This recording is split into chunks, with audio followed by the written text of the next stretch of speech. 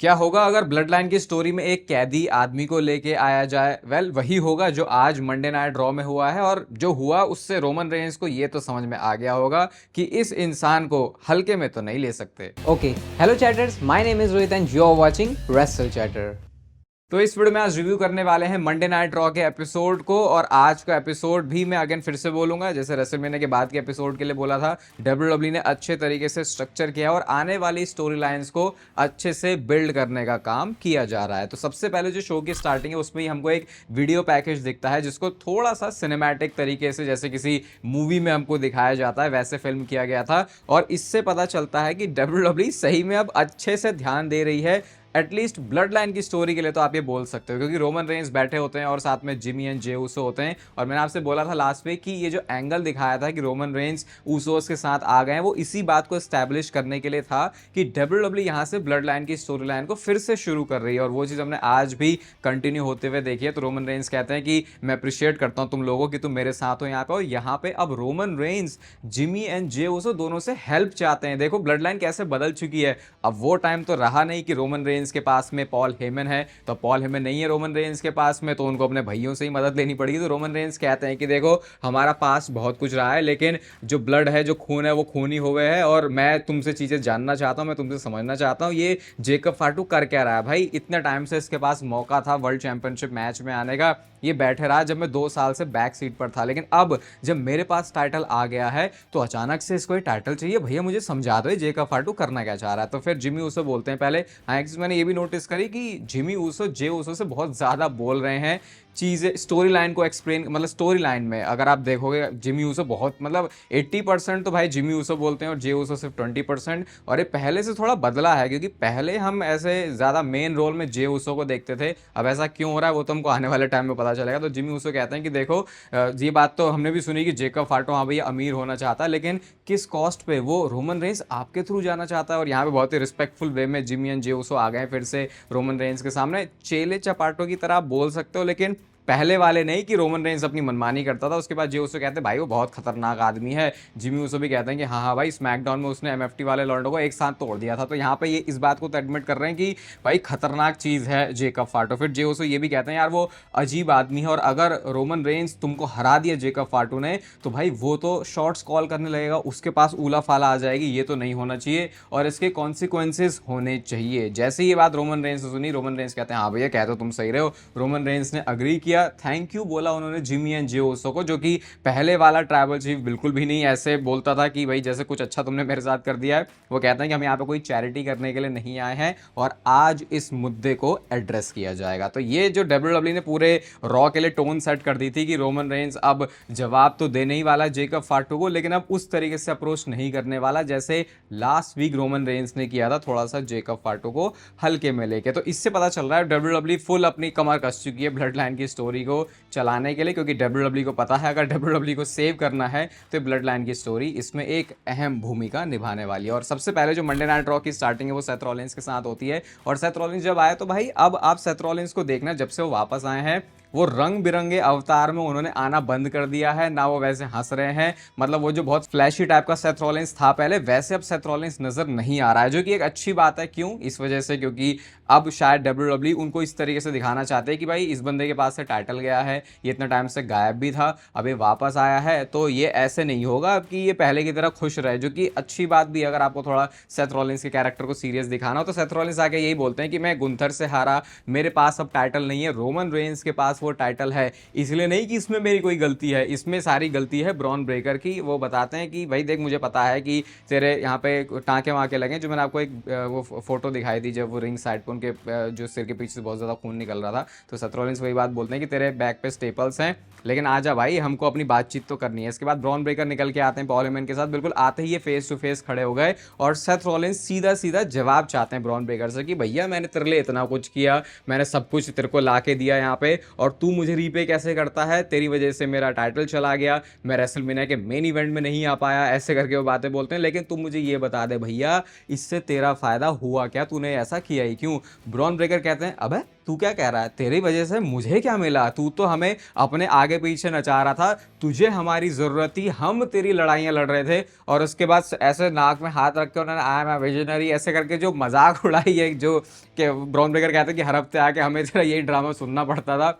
Seth Rollins के expression ऐसा नहीं था कि वो हंस रहे हैं, वो पिस ऑफ थे सही में कि यार शायद ऐसा लग रहा था सेथ रॉलिंस को देख के कि उन्हें पता ही नहीं है कि ब्रॉन ब्रेकर ऐसा आगे करने वाले हैं। उसके बाद वो कहते हैं देख भाई, हमें ना तेरी ज़रूरत थी, मुझे ना तेरी ज़रूरत थी, ना तेरे विजन की ज़रूरत थी, मुझे इसकी ज़रूरत थी। और वो पॉल हेमन की तरफ इशारा करते हैं और उस समय पे जो गर्व से छाती चौड़ी होती है पॉल हेमन की, जो उन्होंने स्माइल करी, वो भी बहुत ज़्यादा फनी लग रहा था। सेथ रॉलिंस कहते हैं अच्छा तुझे इसकी ज़रूरत थी। कुछ साल पहले की मैं तुझे बात बताता हूँ, जब मैं वर्ल्ड चैंपियन था, मैंने शॉन माइकल्स को कॉल किया जो कि एनएक्सटी चलाते हैं कि मुझे तेरा बेस्ट बंदा चाहिए, तो फिर उसने नाम लिया था, उन्होंने नाम लिया था ब्रॉन ब्रेकर 13। और उसके बाद NXT gold rush I think वो शो था जहां पे मैंने आपको बताया भी था कि ब्रॉन ब्रेकर और सेथ रॉलिंस का मैच हुआ था। और उसके बाद अब इतने सालों के बाद आगे जाके जब पॉल हेमन ने भी मुझे बताया कि हाँ ब्रॉन ब्रेकर को ले लेते हैं, हमारे विजन में ये सही बंदा रहेगा, क्योंकि सही में तू बहुत यूनिक है, तू स्ट्रॉन्ग भी है, तू बहुत ज़्यादा तेज़ भी है। उन्होंने सारी तारीफें कर दी पहले तो ब्रॉन ब्रेकर की, लेकिन सबसे इंपॉर्टेंट चीज़ तेरे पास नहीं है। और ऐसे करके वो दिमाग की तरफ इशारा करते हैं कि भैया तेरा जो भेजा है वो पूरा खाली है। जब मैं अपने आप पे बेट करता हूँ, सेथ रॉलिंस कहते हैं, तो मैं या तो मेन इवेंट में आता हूँ या मैं चैंपियनशिप जीतता हूँ, लेकिन तुझे क्या मिला, तुझे ऑस्टिन थेरी मिले, तुझे लोगन पॉल मिले, तुझे प्राइवेट जेट वगैरह मिल गया और हैप्पी एंडिंग फ्रॉम पॉल, ऐसे करके उन्होंने बोला। तो ये शायद वही चीज़ है जो मैंने समझी, या कुछ और कहना चाह रहे थे सेथ रॉलिंस। उसके बाद सेथ रॉलिंस कहते हैं कि देख अभी तू रेडी नहीं है, तो ब्रॉन ब्रेकर कहते हैं अच्छा मैं रेडी नहीं हूँ, मैं वैसे भी मेन इवेंटर बनने वाला था, तेरे बिना भी मैं बनने वाला था, और तुझे पता है तू चैंपियन क्यों नहीं है, क्योंकि अब तू ये नहीं कर सकता, अब तेरे बस की बात ये नहीं रही है। फिर थोड़ी सी तारीफें ब्रॉन ब्रेकर भी कर देते हैं सेथ रॉलिंस की, देख तेरे पास तूने ये कर लिया, तूने वो कर लिया, ये कर लिया, लेकिन ये सब तू करता है एट बीइंग नंबर 2, तो तू नंबर 2 का बेस्ट है, नंबर 2 नहीं है। उसके बाद सेथ रॉलिंस के बाद पसंद आ गया, वो कहते हैं अच्छा बेबी स्टाइनर करके उन्होंने बोला कि किसने लिखा है ये, मतलब ये जो लाइन है वो तेरे खुद से आई या फिर मैं सही समझा या नहीं समझा। उन्होंने बोला पापा पॉल फॉर द हुकअप, ऐसा करके वो बोलते हैं फिर से ब्रॉन ब्रेकर को। बैकलैश के लिए उन्होंने बोला कि मैं तुझे अपॉर्चुनिटी देता हूँ और भाई तू तो अपनी फैमिली में भी नंबर 2 नहीं है, ऐसा करके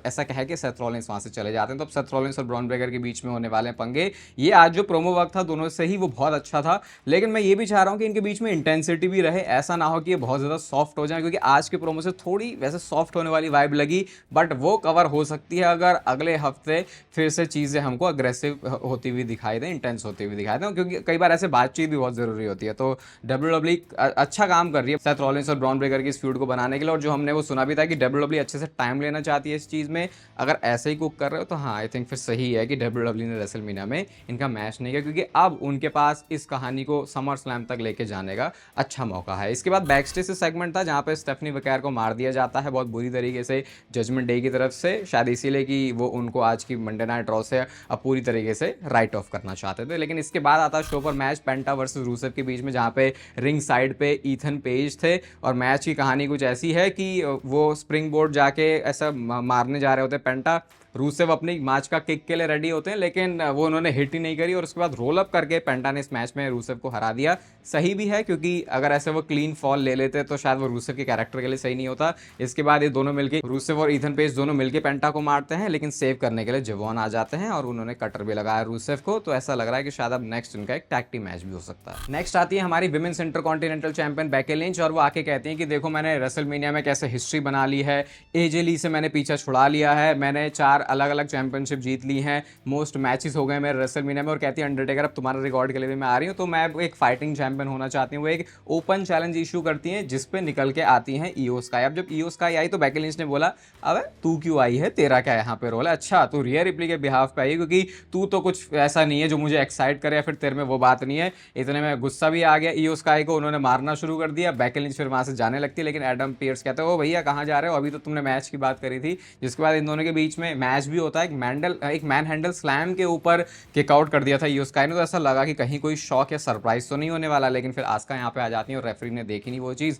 जिसकी वजह से मैन हैंडल स्लैम लगा के इस मैच में बेकी लिंच जीत गई हैं। और मैच खत्म होने के बाद आस्का ने ईओ स्काई के ऊपर अटैक किया है, और यहाँ पे वी वांट कायरी के भी चैंट्स लग रहे थे, लेकिन मैं सही बताऊं तो जैसा सोशल मीडिया पे रिएक्शन आ रहा था, जैसे हैशटैग्स यूज हो रहे थे, वैसी चीज़ नहीं देखी है हमने कि मतलब मैं ये नहीं बोल सकता कि इतना ज़्यादा कोई मंडे नाइट रॉ कोई हाईजैक कर लिया हो, क्योंकि इस सेगमेंट के अलावा ऐसा कहीं पर बहुत ज़्यादा कुछ सुनने को मिला नहीं है। इवन कह तो ये भी रहे हैं कि शायद डब्ल्यूडब्ल्यू ने जो चैंट्स उनको म्यूट कर दिया था, बट ऐसा हाईजैक जैसे होने वाली कुछ फील आई नहीं है। तो और कायरी सेन के बारे में तो ये पता चला कि वो जापान जा भी चुकी हैं, तो शायद अब इसमें कुछ होने नहीं वाला और डब्ल्यूडब्ल्यू अब फोकस कर रही है आस्का और ईओ स्काई के मैच के ऊपर, और बैकलैश के लिए इनका जो मैच है उसको ऑफिशियल भी कर दिया। इसके बाद बैक स्टेज से ऊसोस का सेगमेंट था और वहाँ पे एलन नाइट भी होते हैं। तो एलन नाइट आके बता थोड़ा सा फैमिली बिजनेस में घुसने की कोशिश करते हैं, तो जिमी एंड जियो से बोलते हैं भाई इसमें मत तो घुस। लेकिन फिर एलन नाइट ने बोला कि भाई ये जो पावर है ना, ये जब करप्ट हो जाएगी तो इसमें फिर घुसना ही पड़ेगा। वो ऐसे करके बता रहे हैं कि पहले भी तुम ये लोग सब चीज़ें कर चुके हो, तुमने कैसे डब्ल्यूडब्ल्यू को बर्बाद किया था,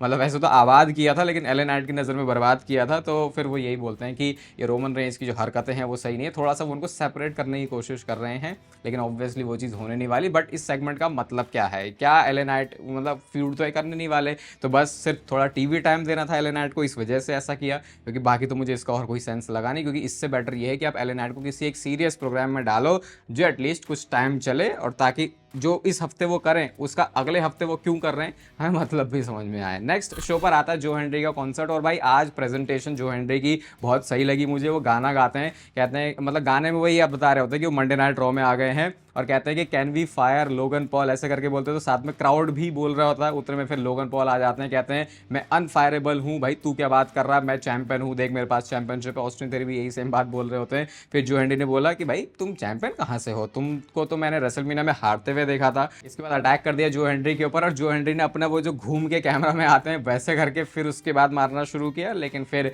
जब दो बंदे उनके ऊपर चढ़ गए तो ज़्यादा कुछ कर नहीं पाते, एंड स्ट्रीट प्रॉफिट्स आते हैं फिर उसके बाद सेव करने के लिए। और जो हेनरी की वो जो बाहर उड़ी मारने वाला मूव है वो उनको थोड़ा सा कूल बनाता है, क्योंकि यूजुअली लोग बाहर जब उड़ी मारते हैं तो वो अलग तरीके से कूदते हैं। तो फिर जो हेनरी की आज तो प्रेजेंटेशन अच्छी लगी, और देख के ऐसा लगा कि हाँ जो उनको रिएक्शन मिला है डब्ल्यूडब्ल्यू सीधा उनको मिड कार्ड में तो एटलीस्ट डाल सकती है। अगर उनको थोड़ा वैसे भी दिखाया जाए कि भाई ये थोड़ा खतरनाक बंदा है, तो शायद वो यूएस चैंपियनशिप, इंटरकॉन्टिनेंटल चैंपियनशिप ऐसे मिड कार्ड के लिए भी एम कर सकते हैं। बाकी स्ट्रीट प्रॉफिट्स का हमको एक और सेगमेंट भी दिखता है, सेथ रॉलिंस उनके साथ बैक स्टेज कुछ बात करना चाहते हैं, लेकिन स्ट्रीट प्रॉफिट्स ने कुछ इंटरेस्ट दिखाया नहीं सेथ रॉलिंस की बात में। तो पता नहीं सेथ रॉलिंस यहाँ पे क्या कुक करना चाह रहे थे, लेकिन फिलहाल स्ट्रीट प्रॉफिट्स का कोई इंटरेस्ट नहीं है सेथ रॉलिंस में। इसके बाद नेक्स्ट आता है शो पर मैच रे मिस्टीरियो वर्सेस नकली वाले एल ग्रांडे अमेरिकानो के बीच में। मैच में 619 के लिए वो जाते हैं, लेकिन एक बार डिस्ट्रैक्शन हो गई, और वो जो उनका साथ में जो और अमेरिकानोज आते हैं वो स्टील प्लेट डालने की कोशिश करते हैं, लेकिन साथ में ही उन्होंने 619 लगा दिया। फिर ओजी अमेरिकानो भी आ जाता है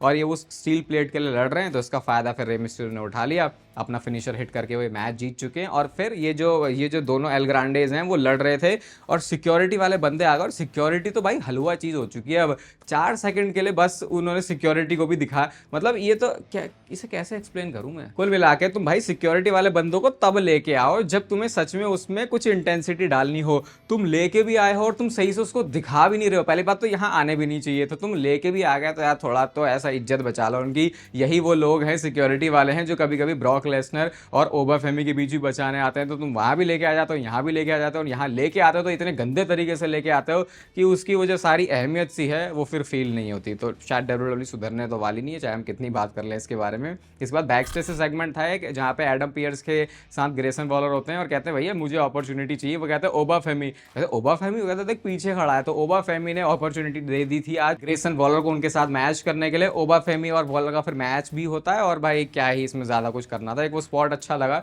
जब ग्रेसन वॉलर बाहर से अंदर की तरफ आते हैं और वहीं से उन्होंने उठा के उनको टॉस कर दिया, और उसके बाद फॉल फ्रॉम ग्रेस लगाया, मैच वो जीत गया। और मैच के बाद उन्होंने एक प्रोमो भी कट किया जहाँ पे वो बोलते हैं कि भैया अपॉर्चुनिटी तो है नहीं सही में यहाँ पे, वर्ल्ड चैंपियनशिप उनका अलग ही कंटेंडर चल रहा है, बाकी फिर ओपन चैलेंजेस वो कहते हैं कि अब हो नहीं रहे हैं, तो अब ओबा फेमी करेगा ओपन चैलेंज। तो शायद अब एक डब्ल्यूडब्ल्यू एक नया गिमिक दे रही है ओबा फेमी को, जहाँ पे वो ओपन चैलेंजेस करेंगे, और फिर देखते हैं कौन बंदा उनके सामने आता है। मतलब जो चीज़ ब्रॉक लेसनर कर रहे थे एक तरीके से, अब वही चीज़ ओबा फेमी कर रहे हैं, और मुझे सही भी लग रहा है, क्योंकि एकदम से अभी उन्हें किसी एक फ्यूड में डालेंगे, और अगर आप देखो तो उनके लेवल का कोई बंदा नजर भी नहीं आ रहा। तो उससे बढ़िया यही है कि धूम धड़ाका ओबा फेमी अपना मचाता रहे, जब तक उसको एक तगड़ा मैच नहीं मिल जाता, फिर एक तगड़ा अपोनेंट नहीं मिल जाता। इसके बाद नेक्स्ट शो पर बैक स्टेज से सेगमेंट था जहां पर लिव मॉर्गन रॉक्सैन को समझाने की यार फिन बैलर के साथ देख ले, भले ही वो तुझे लेके आया है लेकिन बातचीत ऐसी हो गई है वैसी हो गई है। अब जब वहां से लिव मॉर्गन चली जाती है तो चुपचाप तरीके से फिन बैलर आते हैं और वो भी फिर समझाने की कोशिश कर रहे हैं रॉक्सैन को कि ये लोग सही नहीं है, तुम इन पर भरोसा नहीं कर सकती। तो रॉक्सैन कहती है अच्छा मैं तुम्हारे पर भरोसा कर सकती हूँ। तो अभी भी इनके बीच में वो टेंशन वाला माहौल तो है। अब देखते हैं रॉक्सैन किसकी साइड लेती है। लेकिन आज उनका टैग टीम मैच था, लायरा वाल्किरिया बेली वर्सेस रकेल रोड्रिगेज और रॉक्सैन के बीच में, और पॉप रॉक्स अपना फिनिशर लगा के इस मैच में अपनी टीम के लिए उन्होंने ये विक्ट्री अर्न कर ली है। अब आता है शो का मेन इवेंट जहां पे अब रोमन रेंज को एड्रेस करना था जेकब फाटू वाली पूरी सिचुएशन को, और क्या वो जेकब फाटू के चैलेंज को एक्सेप्ट करेंगे। रोमन रेंज आते हैं अपनी हेड ऑफ द टेबल वाले म्यूजिक के साथ, रोमन रेंज वाले बहुत लाउड उनके लिए चैंट्स लग रहे थे, और उसके बाद आते ही रिंग में सीधा रोमन रेंज टाइटल के बारे में बात करते हैं। कहते हैं कि देखो ये टाइटल बनाया गया मेरे होते हुए। वो उस टाइम की बात करते हैं जब रोमन रेंज के पास में अनडिस्प्यूटेड चैंपियनशिप थी और इस टाइटल को लाया गया था। क्यों? क्योंकि रोमन रेंज उस टाइटल को डिफेंड नहीं करते थे। कहते हैं कि मेरे से जो मेरी चमक है उसको लेके जाने की कोशिश करी गई थी लेकिन वो चीज़ें काम नहीं आई। और एक सेइंग है जो रोमन रेंज बताते हैं और ये बिल्कुल सच भी है, बहुत सारे लोग इस वाली जो प्रोफेशनल रेसलिंग में लाइन बोली जाती है इसको इग्नोर कर देते हैं, लेकिन यही एक फैक्ट है। कहते हैं कि title doesn't make the man makes the title. जो उस बंदे जो चैंपियनशिप कैरी कर रहा है वो चैंपियन बंदा वो उसे चैंपियनशिप बनाता है। कहते हैं मैं इसको मेन इवेंट में लेके गया सीएम पंक के साथ क्योंकि रोमन रेंज का मेन इवेंट में मैच हुआ था। कहते हैं मैंने इस टाइटल को रेलिवेंट बनाया और अब इस टाइटल पे फाइनली प्राउड फील किया जा सकता है, इस टाइटल की इज्जत करी जा सकती है और तुम चूज कर सकते हो इस टाइटल को एक्नॉलेज करना। और उसके बाद जिस तरीके से रोमन रेंज ने एक्नॉलेज मी बोला भी, वैसे वो प्रोमो के स्टार्ट में बोलते हैं लेकिन जो उन्होंने बातें पिरो के बोला आज वो बहुत ज्यादा कूल लगा, और जैसे ही उन्होंने बोला तभी थीम सॉन्ग प्ले हो जाता है जेकब फाटू का। अब रोमन रेंज को समझ में आ गया था भैया अब मामला सीरियस होने वाला है। सीधा आते ही वो फेस टू फेस खड़े हो जाते हैं रोमन रेंज के, और रोमन रेंज कहते हैं कि देखो एक हफ्ता दिया था मैंने जेकब फाटू आपको, अब जो आपके दिल में चल रहा है जो आपकी बातें आप वो बता सकते हो। आते ही सीधा रोमन रेंज का जब जवाब दिया जेकब फाटू ने तो वो ऐसा ही था कि भाई क्या तू बोल रहा है। रोमन रेंज ने इससे पहले बोला भी था कि आई होप तूने सही जो चॉइस है वो पिक करी हो, तूने ऐसा कुछ ना किया हो जो फैमिली को डिवाइड करे जबकि हमें यूनाइट करना है फैमिली को। जेकब फाटू कहते हैं भाई मुझे ना एक हफ्ता चाहिए था ना मुझे इतना टाइम चाहिए था, मुझे एक घंटा भी नहीं चाहिए था। जब मैंने तुझे बोल दिया था कि ये जो टाइटल है ये मेरी वांट नहीं है ये मेरी नीड है। जेकब फाटू ने फिर से उसी बात को बोला और कहते हैं कि देख तू शायद फंस गया है एक बबल में, अपने मेन इवेंट वाले बबल में। अपनी ग्राइंड के बारे में थोड़ा जेकब फाटू एक्सप्लेन करते हैं कि भाई मैं उस टाइम से भी गया हूँ जब मुझे अपनी अगली मील के बारे में नहीं पता था। जब तू ब्लड लाइन को चला रहा था तो मैं उस समय ब्रोक था और मैं फिगर आउट कर रहा था कि इस जगह पर मैं भी कैसे आ सकता हूँ, लेकिन फर्क नहीं पड़ता कि ये शुरू कैसे हुआ है ये फिनिश कैसे होगा, ये ज्यादा बात से फर्क पड़ता है। और कहते हैं कि मेरे को बुलाने के लिए ना जिमी ऊसो आया ना जे ऊसो आया और ना ही रोमन रेंज तू आया, सोलो सिकोवा ने मुझे मौका दिया। जब ये बात जेकब फाटू ने बोली मुझे तो एक तो ये अच्छा लगा कि सोलो सिकोवा को भी इस वाली स्टोरी लाइन में इन्वॉल्व कर रहे हैं, क्योंकि ओनली थिंग जो कि अभी सोलो सिकोवा को सेव कर सकती है वो है इस ब्लड लाइन की स्टोरी में उनको लेके आना। लेकिन रोमन रेंज के पास इस चीज का जवाब था। कहते हैं या तो भाई तू कंफ्यूज हो गया है या तू और भी ज्यादा गधा आदमी है जितना मैं शायद सोचता भी नहीं। और ये लाइन सुन के मुझे भी एक चीज याद आई कि बहुत सारे लोग क्या सोचते हैं ना कि जिम में जाने का मतलब मसल बनाना होता है, प्रोटीन खाने का मतलब मसल बनाना होता है। लेकिन यार हर कोई बंदा जब जिम जाता है तो उसका गोल जरूरी नहीं कि वो मसल बनाना हो या फिर प्रोटीन खाने का मतलब सिर्फ ये नहीं होता कि अगर आपको मसल बनानी है तब उसको आप यूज करो। अपनी डेली लाइफस्टाइल को बेटर करने के लिए, जैसा आप अपनी लाइफ की क्वालिटी को इंप्रूव करने के लिए आप वर्कआउट करते हो, आप ट्रेनिंग करते हो, उससे आपके बॉडी में अच्छे हार्मोन रिलीज होते हैं, फिर आप प्रोटीन की सप्लाई अच्छी देते हो बॉडी में, तो आप ओवरऑल अपनी जो हेल्थ है उसको बेटर डायरेक्शन में लेके जाते हो। इसीलिए चैनल पे मैं नेचुरल टीन की बात करता हूँ। अगर आपको प्रीमियम क्वालिटी का प्रोटीन कंज्यूम करना है, अपनी डाइट में ऐड करना है, बाकी आरपन वाला कोड जब आप यूज करते हो तो आपको प्यारा सा डिस्काउंट मिल जाता है। 1 साल से ज्यादा हो चुका है मुझे खुद नेचुरल टीन को कंज्यूम करते हुए, और इसके रिजल्ट्स ऐसे हैं कि जो आप प्राइस पे करते हो उसमें आपको वैसी क्वालिटी भी मिलती है। बाकी डिस्काउंट के लिए आरपन वाला कोड आपके पास है ही तो डिस्क्रिप्शन और पिन कमेंट में आपको उसका लिंक मिल जाएगा। अब सोलो सिकोवा का मुद्दा यहाँ पे उठाई था तो रोमन रेंज ने सोलो सिकोवा के लिए ऐसी लाइन बोल दी, मैं कह रहा हूँ यार ऐसी बेइज्जती करने की तो क्या ही जरूरत थी। वो कहते हैं कि solo couldn't get a coffee delivered to the building. भाई उस बंदे के बस की एक कॉफ़ी भी डिलीवर करवाना नहीं है, वो कहाँ ये बात करेगा। वो कहते हैं कि क्या लगता है तुम्हें ये प्लेस कौन चलाता है? ओटीसी इस जगह को चलाता है और मैं कभी भी तुम्हारे बारे में नहीं भूला था। रोमन रेंस ने ये भी बोल दिया, ऐसा उन्होंने क्रेडिट भी ले लिया इस बात का कि जेकब फाटू अगर तू डब्ल्यूडब्ल्यू में आया है तो तू मेरी ही वजह से है, तो ऐसे बेवकूफ़ों वाली बातें मत कर, तू डिजर्व नहीं करता ये टाइटल मैच, तूने इसको अर्न नहीं किया है और अगर मैं ये चीज़ तुझे अलाउ करता हूं तो दैट इज नेपोटिज्म, ऐसे करके रोमन रेंस से खुद बोला और कहते हैं आई कांट डू दैट। और जैसे उन्होंने दैट बोला ना, उसी में जेकब फाटू भी ऐसे करते हुए चिल्लाते हुए आते हैं और वो इतना परफेक्ट ऐसा ट्रांजिशन हुआ कि रोमन रेंस कुछ बोलना चाह रहा लेकिन जेकब फाटू ने सीधा हमला बोल दिया है रोमन रेंस के ऊपर। उन्होंने गले से उनको पकड़ा और इस तरीके से चोक किया कि रोमन रेंस की सांसें नहीं आ रही थी, वो बंदा एकदम से पसीना पसीना हो जाता है। उसके बाद उन्होंने हेडबट भी मारा, रोमन रेंस ने माइक से एक बार मारा तो सही लेकिन उसका कोई फायदा हुआ नहीं जेकब फाटू के ऊपर। और कहते हैं जेकब फाटू I am gonna take everything from you, ऐसे करके बहुत ही अग्रेशन के साथ जेकब फाटू ये बोलते हैं और उसके बाद जेकब फाटू वहां से जाने लगते हैं। रोमन रेंस के जो हौसले हैं भाई वो बिल्कुल धराशायी हो गए थे कि ये क्या हुआ भाई अचानक से मेरे साथ, लेकिन फिर भी भाई रोमन रेंस और फिर ट्राइबल चीफ है, उन्होंने माइक लिया और कहते हैं भैया बैकलैश में तू चाहता है ना, ठीक है बैकलैश में मैं तुझे देख लूंगा। तो ऐसे करके जो मैच है वो ऑफिशियल हो चुका है रोमन रेंस वर्सेस जेकब फाटू के बीच में। लेकिन रोमन रेंस की जो हवाइयां हैं वो यहाँ पे उड़ती हुई दिखी कि जेकब फाटू जिस तरीके से बिहेव कर रहा था और कैरेक्टर भी वैसा दिखाना चाह रहे हैं जेकब फाटू का कि ये बंदा कुछ भी कर सकता है। बाकी आज की मंडे नाइट रॉ को रेट किया जाएगा 3.75 स्टार। मुझे लगता है थोड़ा और मसाला अगर ये मंडे नाइट रॉ में लगा देंगे तो बस ऐसा ही मंडे नाइट रॉ के शो को होने की जरूरत है। बाकी नेचुरल टीन का लिंक आपको मिलेगा डिस्क्रिप्शन में, आरपंथ वाले कोड के साथ आपको डिस्काउंट मिल जाता है अच्छा सा। इस वीडियो को यहाँ तक देख रहे हो तो इसे लाइक कर दो, चैनल को सब्सक्राइब कर दो ऐसे डेली डब्ल्यूडब्ल्यू से रिलेटेड कंटेंट के लिए। बाकी तब तक फिर लेते रहो जिंदगी के मजे।